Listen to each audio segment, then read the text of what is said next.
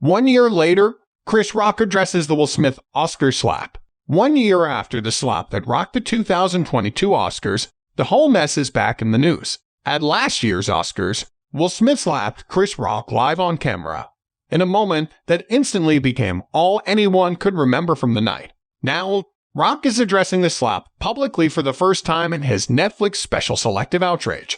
"Y'all know what happened to me. Getting smacked by Chuck Smith," Rock said at the end of his hour-long special, which streamed live on Netflix on March 4. "Everybody knows. Everybody fucking knows. Yes, it happened like a year ago." For those unfamiliar with the events, last year, Rock appeared on stage at the Oscars to present the award for Best Documentary. Smith and his wife, Jada Pinkett Smith, were both seated in the front row, as Smith was the favorite to take home the Oscar for Best Actor later that night for his performance in the biopic King Richard.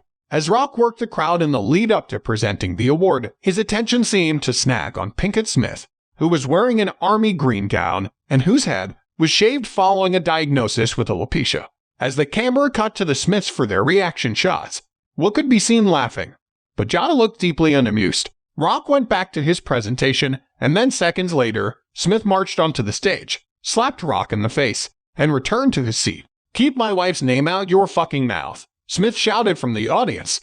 "Wow, dude," said Rock. "It was a Jane joke. Keep my wife's name out your fucking mouth," Smith repeated. Shortly afterward, Smith won his Oscar as expected.